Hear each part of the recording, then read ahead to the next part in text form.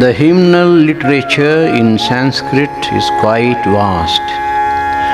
Some of the hymns like the Vishnu Sahasranama and the Lalita Sahasranama are considered to be endowed with a mystical power. That is why even today devotees recite them with great faith and fervor. The Aditya Hridaya belongs to this group of hymns. In the entire Ramayana of Valmiki, this is the only hymn of this type. Vaidi, Yuddhakanda, chapter 105. It was taught by the great sage Agastya to Sri Rama on the battlefield. Faithfully reciting it 3 times, Sri Rama felt a great upsurge of power and energy in himself. Endowed with this power, he easily killed Ravana in the battle. That is why those who are desirous of attaining good health and strength are wont to recite this hymn. There is a Sanskrit verse which supports this view. Arogyam bhaskaradicchet shriyamichet hutashanat jnanam maheshwaradicchet moksham ichet janardanat. One should desire for health from Aditya, the sun god, wealth from Agni, the fire god, knowledge from Shiva, and liberation from Vishnu. There are 3 parts in this hymn. The first 5 shlokas are introductory. The next 19 deal with the various names of Aditya. The last 7 declare the Phalashruti, what one can get by reciting it. Irrespective of these divisions, the entire hymn has to be recited by devotees. The traditionalists declare that if it is chanted for 48 days, one can get any desire to be fulfilled. This audio tape contains the chanting of not only the complete hymn along with the preliminaries but also the Namavalis. It ends with the Navagraha Stotra, the famous hymn addressed to the 9 planets. Devotees are requested to use this tape judiciously with due respect. We earnestly hope that it will also help them to learn the correct method of chanting it. Om Tat Sat.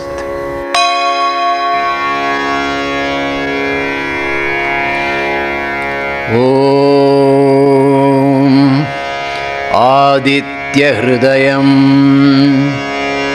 Rishyadinyasah Om Asya Aditya Hridaya Stotra Mahamantrasya Agastya Rishihi Anushtup Chandaha Aditya Hridaya Bhuto Bhagavan Brahma Devata Nirasta Ashesha Vignataya Brahma Vidya Siddhau Sarvatra Jaya Siddhau Sarvakarya Siddhau Cha Jape Viniyogaha. Om Agastya Rishaye Namaha. Om Anushtup Chandase Namaha. Om Aditya Hridaya Bhuta Brahma Devatayai Namaha. Om Bijaya Namaha. Om Rashmimate Shaktaye Namaha. Om Tat Saviturityadi Gayatri Kilakaya Namaha. Karanyasaha. Om Rashmimate Angushtabhyam Namaha. Om Samudyate Tarjanibhyam Namaha. Om देवासुरनमस्कृताय मध्यमाभ्यां नमः। ॐ विवस्वते अनामिकाभ्यां नमः। ॐ भास्कराय कनिष्ठिकाभ्यां नमः।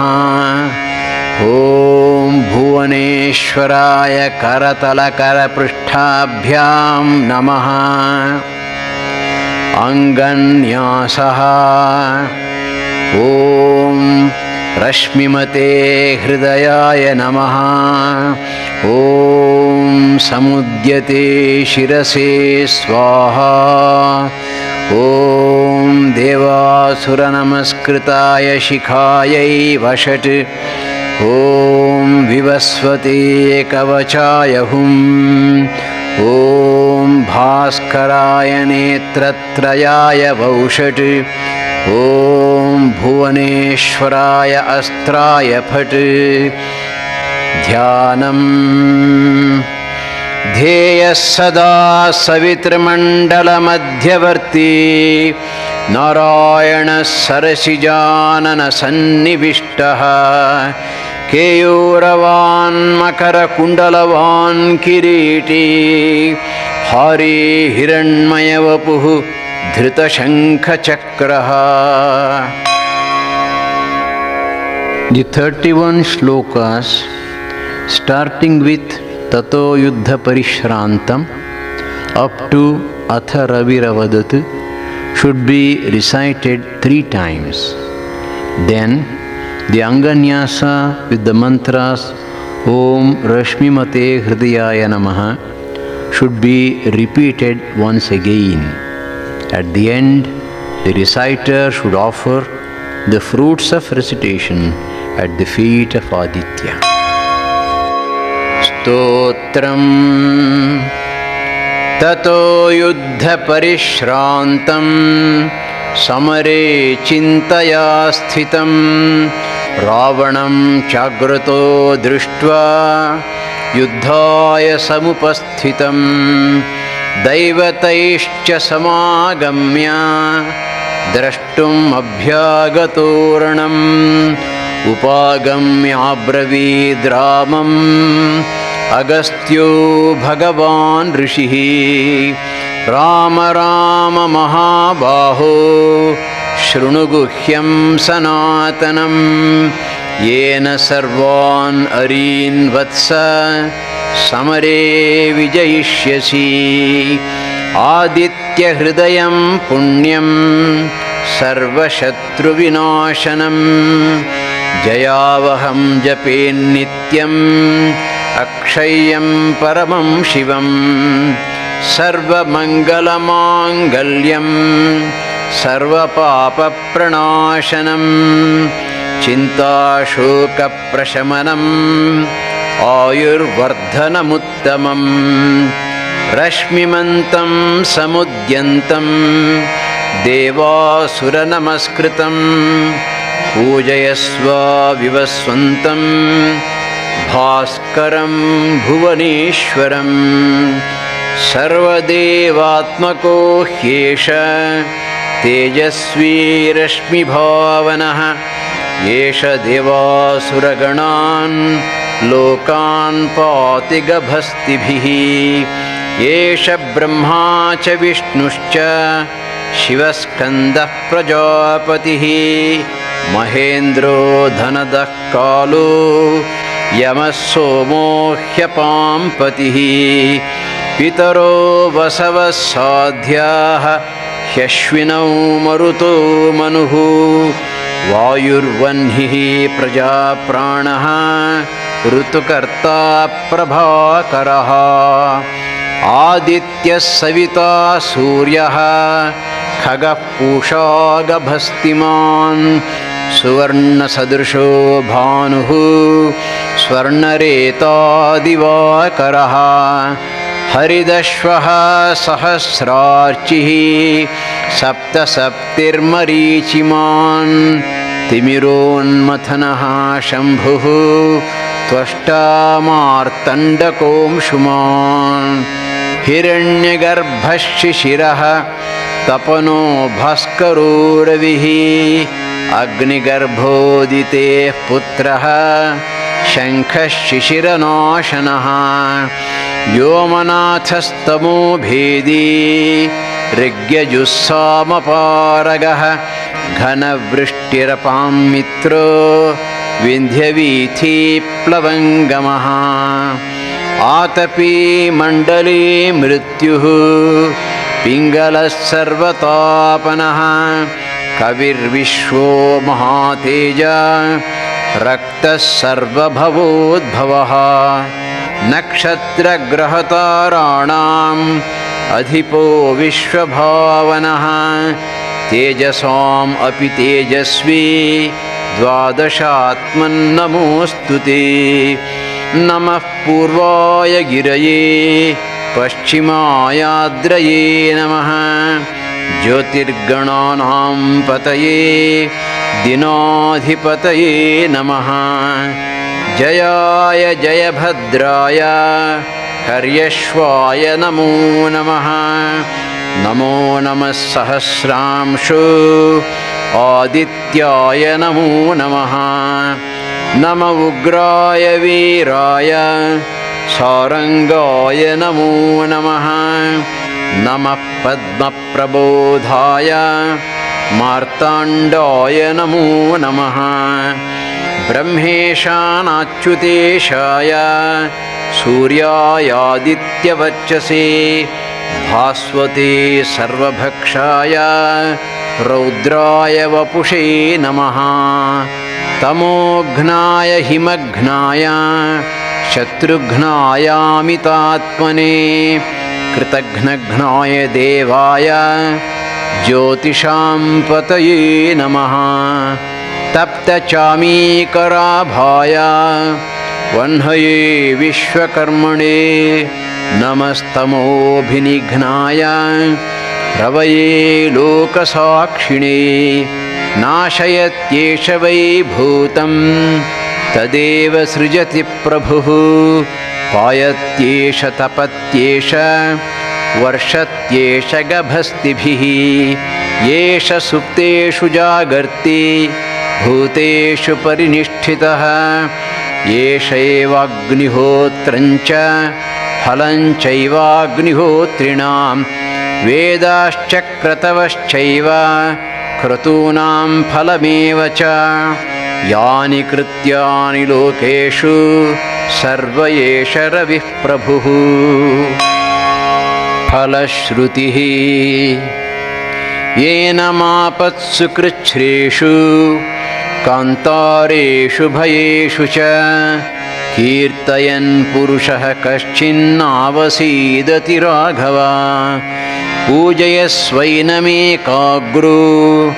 देवदेवं जगत्पतिम् एतत्त्रिगुणितं जप्त्वा युद्धेषु विजयिष्यसि अस्मिन् क्षणे महाबाहो रावणं त्वं वधिष्यसि एवमुक्त्वा तदागस्त्यो जगाम च यथागतम् एतच्छ्रुत्वा महातेजाः नष्टशोको भवत्तदा धारयामास सुप्रीतो राघवः प्रयतात्मवान् त्रिराचम्य शुचिर्भूत्वा धनुरादाय वीर्यवान् आदित्यं प्रेक्ष्य जप्त्वा तु परं हर्षम् अवाप्तवान् रावणं प्रेक्ष्य हृष्टात्मा युद्धाय समुपागमत्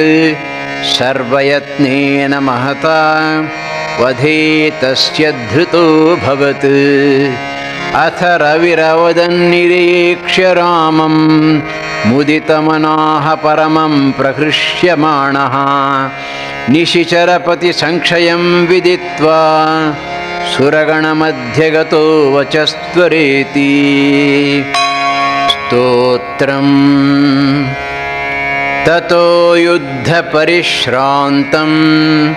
समरे चिन्तया स्थितं रावणं चाग्रतो दृष्ट्वा युद्धाय समुपस्थितं दैवतैश्च समागम्य द्रष्टुम् अभ्यागतोर्णम् उपागम्याब्रवीद्रामम् अगस्त्यो भगवान् ऋषिः राम राम महाबाहो शृणु गुह्यं सनातनं येन सर्वान् अरीन् वत्स समरे विजयिष्यसि आदित्यहृदयं पुण्यं सर्वशत्रुविनाशनं जयावहं जपेन्नित्यम् अक्षय्यं परमं शिवं सर्वमङ्गलमाङ्गल्यं सर्वपापप्रणाशनं चिन्ताशोकप्रशमनम् आयुर्वर्धनमुत्तमं रश्मिमन्तं समुद्यन्तं देवासुरनमस्कृतं पूजयस्व विवस्वन्तं भास्करं भुवनेश्वरं सर्वदेवात्मको ह्येष तेजस्वी रश्मिभावनः एष देवासुरगणान् लोकान् पाति गभस्तिभिः एष ब्रह्मा च विष्णुश्च शिवस्कन्दः प्रजापतिः महेन्द्रो धनदः कालो यमः सोमो ह्यपाम्पतिः पितरो वसवः साध्याः ह्यश्विनौ मरुतो मनुः वायुर्वह्निः प्रजाप्राणः ऋतुकर्ता प्रभाकरः आदित्यः सविता सूर्यः खगः पूषा गभस्तिमान् सुवर्णसदृशो भानुः स्वर्णरेतादिवाकरः हरिदश्वः सहस्रार्चिः सप्तसप्तिर्मरीचिमान् तिमिरोन्मथनः शम्भुः त्वष्टा मार्तण्डकोऽंशुमान् हिरण्यगर्भः शिशिरः तपनो भास्करो रविः अग्निगर्भोदितेः पुत्रः शङ्खः शिशिरनाशनः व्योमनाथस्तमो भेदी ऋग्यजुस्सामपारगः घनवृष्टिरपां मित्रो विन्ध्यवीथीप्लवङ्गमः आतपी मण्डले मृत्युः पिङ्गलः सर्वतापनः कविर्विश्वो महातेज रक्तः सर्वभवोद्भवः नक्षत्रग्रहताराणाम् अधिपो विश्वभावनः तेजसाम् अपि तेजस्वी द्वादशात्मन्नमोऽस्तु ते नमः पूर्वाय गिरये पश्चिमायाद्रये नमः ज्योतिर्गणानां पतये दिनाधिपतये नमः जयाय जयभद्राय हर्यश्वाय नमो नमः नमो नमः सहस्रांशो आदित्याय नमो नमः नम उग्राय वीराय सारंगाय नमो नमः नमः पद्मप्रबोधाय मार्ताण्डाय नमो नमः ब्रह्मेशानाच्युतेशाय सूर्यायादित्यवच्चसे भास्वते सर्वभक्षाय रौद्राय वपुषे नमः तमोघ्नाय हिमघ्नाय शत्रुघ्नायामितात्मने कृतघ्नघ्नाय देवाय ज्योतिषां पतये नमः तप्तचामीकराभाय वह्नये विश्वकर्मणे नमस्तमोभिनिघ्नाय रवये लोकसाक्षिणे नाशयत्येष वै भूतं तदेव सृजति प्रभुः पायत्येष तपत्येष वर्षत्येष गभस्तिभिः येष सुप्तेषु जागर्ति भूतेषु परिनिष्ठितः येष एवाग्निहोत्रञ्च फलञ्चैवाग्निहोत्रिणां वेदाश्च क्रतवश्चैव क्रतूनां फलमेव च यानि कृत्यानि लोकेषु सर्व एष रविः प्रभुः। फलश्रुतिः येन मापत्सु कृच्छ्रेषु कान्तारेषु भयेषु च कीर्तयन् पुरुषः कश्चिन्नावसीदति राघव पूजयस्वैनमेकाग्रो